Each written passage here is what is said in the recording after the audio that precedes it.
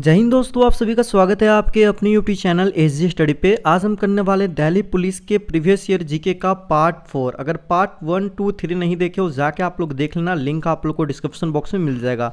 चलिए आज की क्लास को शुरू करते हैं और सबसे पहला क्वेश्चन को देखते हैं। सबसे पहला क्वेश्चन आप लोग के सामने यहाँ पर है, राष्ट्रीय कृषि वानिकी अनुसंधान केंद्र, जिसको बोलते हैं शॉर्ट में NRCAF, निम्नलिखित में से कहाँ स्थित है? तो ये झांसी में स्थित है। अब याद रखना कि आपसे पूछ दिया जाए मेरे भाई NRCAF का फुल फॉर्म, तो आप लोग याद रखना इसका फुल फॉर्म होता है नेशनल, ठीक है, नेशनल रिसर्च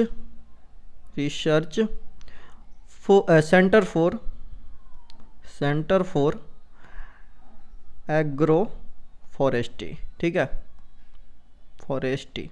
तो ये होता है मेरे भाई क्या चाहिए, NRCAF का full form national research centre for agro forestry होता है। चलिए अगला क्वेश्चन की ओर बढ़ते हैं। अगला क्वेश्चन आप लोग देखो, निम्नलिखित में से किस राज्य में विधानसभा निर्वाचन क्षेत्रों की जो संख्या है सर्वाधिक है? तो ये आपको पता होगा, उत्तर प्रदेश में सबसे ज़्यादा विधानसभा निर्वाचन क्षेत्रों की संख्या है। अगला क्वेश्चन की ओर बढ़ते हैं। अगला क्वेश्चन देखो क्या कह रहा है, निम्नलिखित में से किस अवस्था में सोडियम की कमी हो सकती है? तो दस्त, डायरिया की मतलब की अवस्था में क्या होता है कि सोडियम की जो कमी होती है वो हो जाती है, ठीक है। अगला क्वेश्चन की ओर बढ़ते हैं। अगला क्वेश्चन देखो क्या कह रहा है, कपड़े पर हस्त चित्रकारी की पारंपरिक कला कलमकारी, ठीक है, की शुरुआत निम्नलिखित में से किस राज्य में हुआ है? ये आप लोग का स्टैटिक है, ये कलमकारी जो है ये हो जाएगा आंध्र प्रदेश से, तो आप लोग याद रखिएगा, ठीक। चलिए आगे देखिए, आगे यहाँ पर है कि लोक चित्र कला की पट चित्र शैली, ठीक है, निम्नलिखित में से किस राज्य में? तो यहाँ पर आप लोग देख सकते हो ये होगा उड़ीसा में हो जाएगा। पट चित्र शैली जो है लोक कला चित्रकला, ये कहाँ की है? उड़ीसा की है, तो आप लोग याद रखिएगा। देखो यहाँ पर स्टैटिक से दो क्वेश्चन, ये देखो चित्रकला और यहाँ पर चित्रकारी, दो क्वेश्चन आप लोग को देखने को मिल गए हैं, तो अच्छे से आप लोग स्टैटिक कवर कर लो।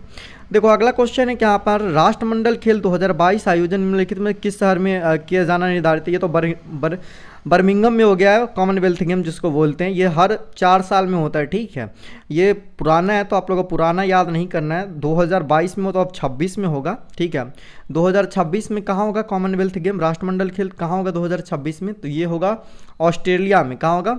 ऑस्ट्रेलिया में होगा मेरे भाई, ठीक है। ऑस्ट्रेलिया के विक्टोरिया स्टेट में होगा, विक्टोरिया स्टेट में होगा, ठीक है, आप लोग याद रखिएगा 2026 का। देखो निम्नलिखित में से कौन सी हिमालय की एक चोटी नहीं है? देखो धौलागिरी ये हिमालय की चोटी है, ठीक है, ये नेपाल में पड़ता है, ठीक है। मेकालू भी नेपाल में पड़ता है। कंचनजंगा हमारा सिक्किम में हो जाएगा, जबकि ये जो है एक चोटी नहीं है, ये क्या है? माउंट कोयूब जो है मेरे भाई दक्षिण अंडमान द्वीप का, ठीक है, अंडमान द्वीप का उच्चतम बिंदु है, ठीक है, उच्चतम बिंदु है, याद रखिएगा। अगला क्वेश्चन की ओर चलते हैं। अगला क्वेश्चन देखो यहाँ पर क्या कह रहा है। अगला क्वेश्चन यहाँ पर है, देखो ग्रीष्मकालीन ओलंपिक खेल 2024 का आयोजन निम्नलिखित में किस शहर में किया जाना है? पेरिस फ्रांस में होगा, ठीक है, याद रखिएगा। ये क्वेश्चन आपके एग्जाम में पूछे जाएंगे, बहुत इंपॉर्टेंट है दिल्ली पुलिस के लिए, 2024 का समर ओलंपिक गेम, याद रखना।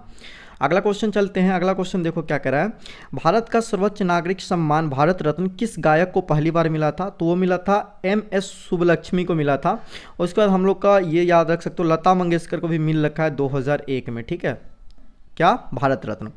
अगला क्वेश्चन की ओर बढ़ते हैं। जलभृत जिसको एक्वीफर कहते हैं वो क्या होता है? तो वो होता है जल के स्तर के नीचे संतृप्त परिक्षेत्र को बोलते हैं, क्या मेरे भाई? जलभृत बोलते हैं। अगला क्वेश्चन की ओर बढ़ते हैं। अगला क्वेश्चन देखो क्या कह रहा है, भारतीय विदेशी मुद्रा भंडार ने पहली बार कब 400 बिलियन डॉलर के स्तर को पार किया था? तो सितंबर 2017 में किया था। ये पुराना क्वेश्चन है, ये पूछा नहीं जाएगा, ऐसे दिमाग में रख सकते हो, ठीक है। आगे देखो अगला क्वेश्चन क्या कर रहा है, condensation is one of the process in the water circle which of the flowing statement is true about condensation, ठीक है। तो इसमें से कौन सा कॉन्डेंसन को लेकर जो स्टेटमेंट है, कथन है, वो सही है? तो आप ऑप्शन नंबर 1 देख रहे हो, vapour state is transfer to liquid state, यानी कि जो वाष्प रहता है वो उससे क्या हो जाता है, लिक्विड स्टेट में मतलब कि ट्रांसफॉर्म हो जाता है, तो वही ये सही हो जाएगा, ऑप्शन नंबर 1।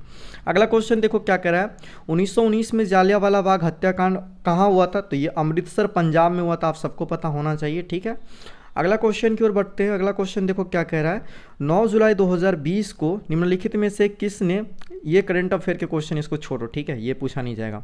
आगे देखो, सिखों के वे गुरु निम्नलिखित में से कौन थे जिन्होंने पंजाबी भाषा लिखने के लिए गुरुमुखी लिपि विकसित की थी? तो वो गुरु अंगद थे। क्या थे? गुरु अंगद थे। ठीक, आप लोग याद रखना।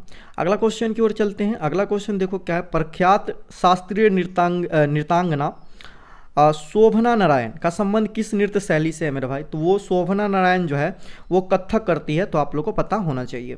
अगला क्वेश्चन देखो क्या कह रहा है कि बनारस हिंदू विश्वविद्यालय की स्थापना निम्नलिखित में से किस स्वतंत्रता सेनानी की थी? तो मदन मोहन मालवीय जो थे वो बनारस हिंदू विश्वविद्यालय के क्या किए थे? स्थापना किए थे।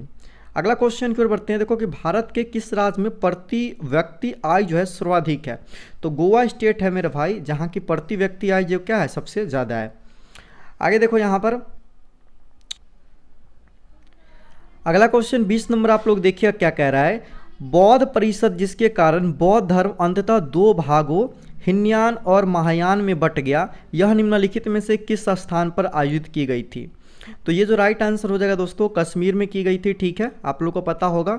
और ये बौद्ध की क्या भी परिषद थी, ये चौथी परिषद थी, आप लोगों को पता होगा। फोर्थ जो हुआ था कुंडलमन कश्मीर में हुआ था। ठीक है, अगला क्वेश्चन की ओर बढ़ते हैं। अगला क्वेश्चन देखो क्या कर रहा है, एंथ्रैक्स के टीके की खोज निम्नलिखित में से किसने की थी? तो लुईस पास्चर जो थे वो एंथ्रैक्स के टीके का खोज किए थे।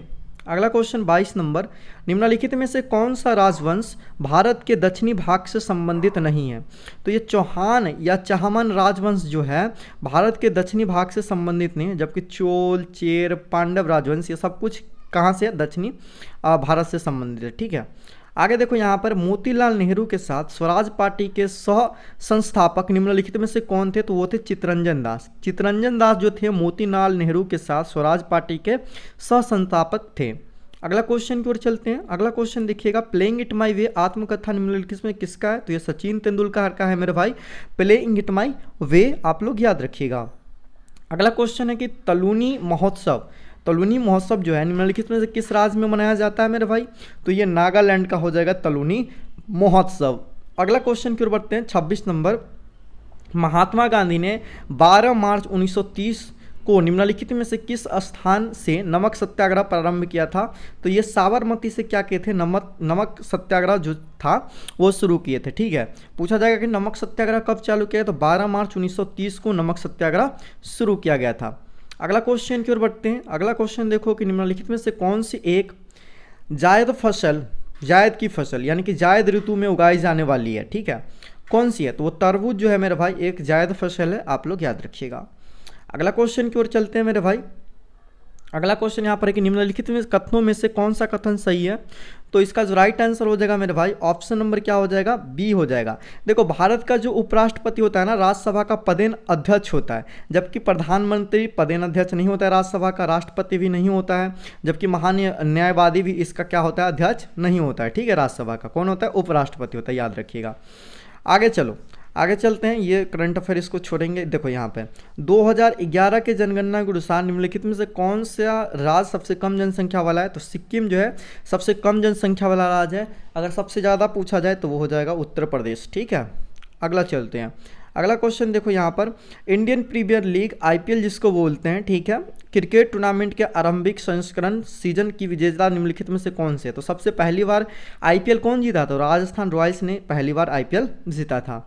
अगले क्वेश्चन की ओर बढ़ते हैं। अगला क्वेश्चन देखो यहाँ पर क्या कह रहा है, यहाँ पर आप लोग करंट अफेयर के इसको छोड़ते हैं क्वेश्चन। ठीक है, चलो आगे देखो, निम्नलिखित में से किस राज्य को राज्यसभा की अधिकतम संख्या में सीटें आवंटित किए? तो उत्तर प्रदेश हो जाएगा। मेरा ऊपर में भी ये क्वेश्चन आ रखा था। ठीक है, चलो आगे देखो, निम्नलिखित में से कौन सा कथन सही है? तो इसका जो राइट आंसर हो जाएगा ऑप्शन नंबर ए हो जाएगा, किसी राज्य की विधान परिषद कभी भंग नहीं होती है। ठीक है, तो यहाँ पर देखो कि कहता है कि राज्यपाल विधान परिषद को भंग कर सकता है? नहीं भाई, क्योंकि होता ही नहीं भंग, तो कैसे कर देगा राज्यपाल या कोई भी?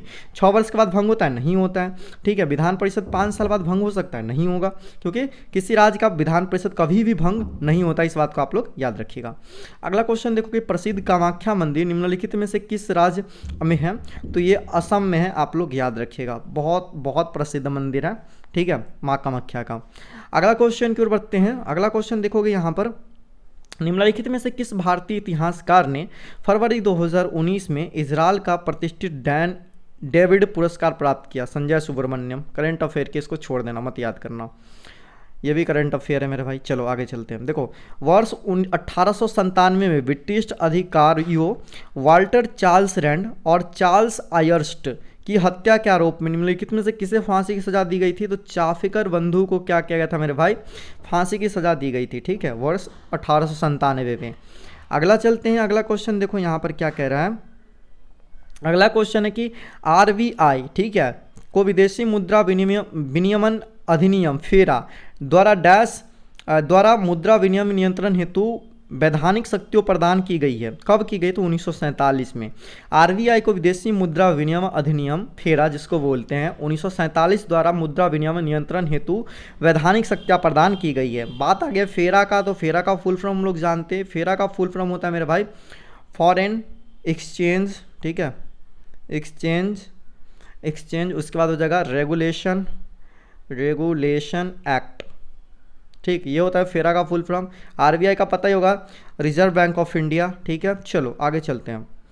किस देश के साथ भारत की सबसे बड़ी अंतर्राष्ट्रीय सीमा लगती है? तो बांग्लादेश के साथ सबसे बड़ी अंतर्राष्ट्रीय सीमा लगती है। अगर पूछे जाए सबसे कम किसके साथ लगता है, तो अफगानिस्तान के साथ सबसे कम लगता है मेरे भाई, 106 किलोमीटर लगता है, ठीक है, याद रखिएगा। अगला क्वेश्चन की ओर बढ़ते हैं। अगला क्वेश्चन यहाँ पर देखोगे, ये है, चलो ये क्वेश्चन को कर लेते हैं। देखो, सितंबर 2020 तक की स्थिति के अनुसार भारत के सर्वोच्च न्यायालय में मुख्य न्यायाधीश समेत न्यायाधीशों की स्वीकृत संख्या कितनी है? तो 34 है, ठीक है, आप लोग याद रखिएगा। वर्तमान में भी शायद 34 ही है, एक शायद से हमारा जो हो जाएगा यहाँ पर मुख्य न्यायाधीश, अब बाकी न्यायाधीशों हो जाएगा लगभग 33, तो आप एक बार देख लेना, ऐसे 34 ही है। चलो आगे देखो, तो अगला क्वेश्चन है कि overdraft saving the Indian saver नामक पुस्तक निम्नलिखित में से कौन है? ठीक है, तो उर्जित पटेल का है ये बुक। कौन सा मेरे भाई? Overdraft saving the Indian saver का। अगला क्वेश्चन की ओर बढ़ते हैं। देखो क्या करा है, निम्नलिखित में से किस मुगल सम्राट ने दीन इलाही नाम की एक जीवन शैली धर्म स्थापित की थी? तो ये अकबर ने शुरू किया था मेरे भाई, क्या? दीन इलाही धर्म, ठीक है, आप लोग याद रखना। अगला क्वेश्चन यहाँ पर देखोगे, भारत में वस्तु एवं सेवा कर, जिसको बोलते हैं GST, किस तिथि को लागू हुआ था? तो 1 जुलाई 2017 से क्या हो गया था मेरे भाई, भारत में GST लागू हो गया था। GST आ गया। GST का अगर आप लोग से फुल फॉर्म पूछे तो क्या होता है? गुड्स एंड सर्विसेज टैक्स हो जाएगा, क्या मेरे भाई? GST का फुल फॉर्म। अगला क्वेश्चन की ओर बढ़ते हैं। देखो, जल चक्र के दौरान पादपों का कौन सा भाग वाष्पोत्सर्जन की प्रक्रिया में भाग लेता है? तो वो पत्तियां जो होता है मेरे भाई, जल चक्र के दौरान पादपों में क्या करता है? वाष्पोत्सर्जन की प्रक्रिया में भाग लेता है। अगला क्वेश्चन की ओर बढ़ते हैं। भारत का सबसे प्राचीन उच्च न्यायालय जो है कहाँ है, कौन सा है मेरे भाई? तो कलकत्ता उच्च न्यायालय जो है मेरे भाई, भारत का सबसे प्राचीन उच्च न्यायालय है। आगे देखो, यहाँ पर ऊर्जा का ऐसा मात्रक पूछ दिया है। ऊर्जा का ऐसा मात्रक क्या होता है? जूल होता है। बहुत बार पूछा गया क्वेश्चन ये तो। अगला क्वेश्चन की ओर बढ़ेंगे। अगला क्वेश्चन देखो क्या कह रहा है, आकस्मिक मृत्यु होने की स्थिति में प्रधानमंत्री सुरक्षा बीमा योजना के अंतर्गत निम्नलिखित में से कितनी बीमा कवर की धनराशि उपलब्ध है?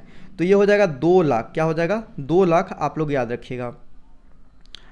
49 नंबर क्वेश्चन देख लो मेरे भाई। ये क्वेश्चन कह रहा है कि आर्थिक रूप से कमजोर वर्ग EWS जिसको बोलते हैं, श्रेणी के अंतर्गत केंद्र सरकार की नौकरियों में 10% आरक्षण निम्नलिखित में से कितनी पारिवारिक आय वाले समान व्यक्तियों को देने का प्रावधान किया गया? तो 8 लाख वालों का, ठीक है, आप लोग याद रखिएगा, EWS वाले का। आगे देखो, रबी की फसल की कटाई प्रायः कब होती है? तो ये मार्च से जून में क्या होती है मेरे भाई? रबी फसल की कटाई, और इसके बुआई होता है सितंबर से अक्टूबर में, आप लोग याद रखना। आगे चलो, खत्म हो गए। टोटल 50 क्वेश्चन हो चुके हैं आज के। बताना क्लास कैसा लगा। इस वीडियो को आप लोग शेयर करना अपने दोस्तों के साथ। टेलीग्राम को जरूर ज्वाइन करना, लिंक का डिस्क्रिप्शन बॉक्स में दिया हूँ, क्योंकि सारे वीडियो का नोटिफिकेशन आप लोग तक नहीं पहुँचता है। टेलीग्राम को ज्वाइन कर रखे होगे तो वहाँ पर वीडियो मैं डालता हूँ, तो आप लोग को पता चलेगा क्लास आ गया और क्लास कर पाओगे, ठीक है। इस वीडियो को शेयर कीजिए ज़्यादा से ज़्यादा, और कमेंट अपना फीडबैक जरूर दीजिए क्लास कैसा लगा। बाकी हम मिलते हैं नेक्स्ट क्लास में दोस्तों। तब तक के लिए जय हिंद, वंदे मातरम।